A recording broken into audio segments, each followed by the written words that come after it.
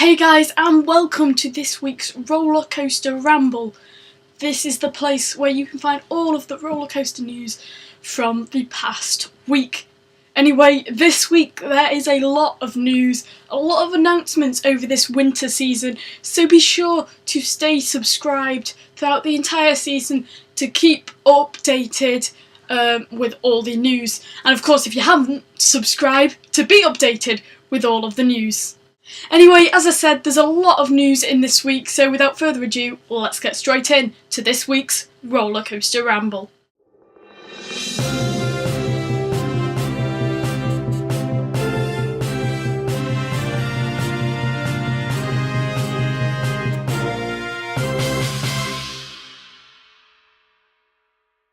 The first story in this week's is quite a major story if you're a European park visitor or park guest, I guess.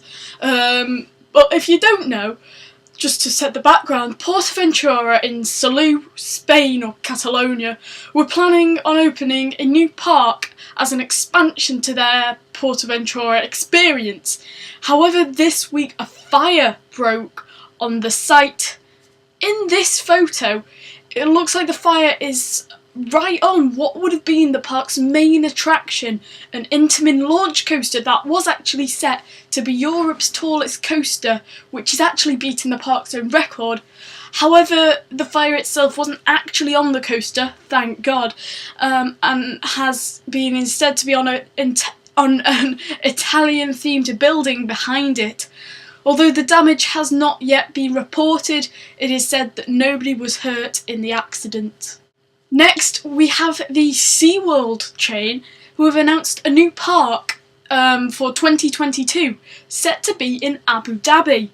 It will be near the Ferrariland park, already there, and will be, unlike all the other Seaworld parks, orca-free.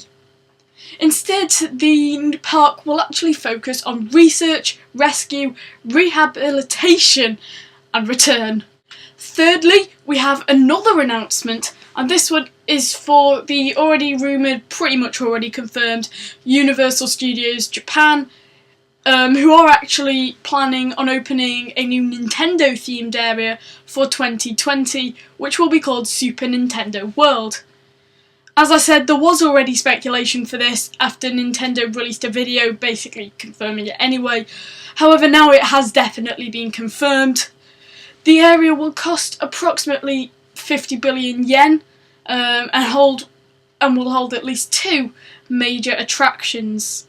Next up, FunSpot America have announced that starting from the Christmas week, which is next week obviously, a VR experience will be added to their Vekoma family invert, Freedom Flyer.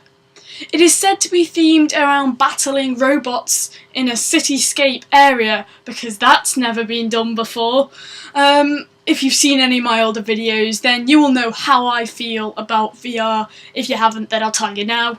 I don't like it.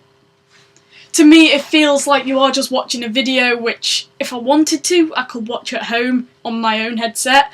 It also slows down operations a lot. Although on this VR, it has the one redeeming feature of only selected seats for VR, so you can still ride the coaster for what the coaster is. That's the one downside for me for Galactica. However, as a whole, it is great to see the FunSpot chain improving their parks, because as well as the VR, there is the obvious addition of the Gravity Group coaster going to the Kissimmee Park just down the road from this one. And on the subject of the FunSpot chain improving, there are I can't speak today. They are actually rumoured to be looking into investing in a third park for the chain. Finally, in this action-packed rollercoaster ramble, I will leave you with a POV. This is for Sommerlands. I may have botched that massively. Their new Intamin family suspended coaster, which that the POV was released this week. But you may have remembered this coaster actually being announced earlier this summer.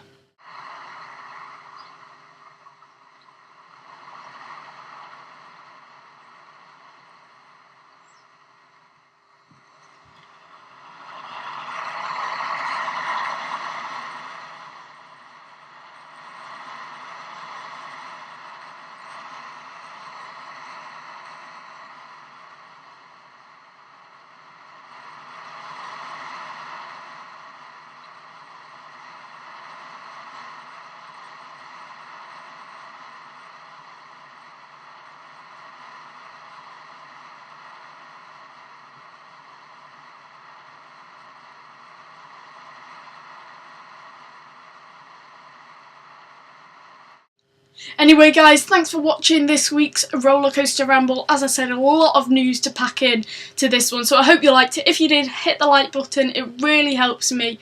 And subscribe if you're new. And until next time guys, goodbye!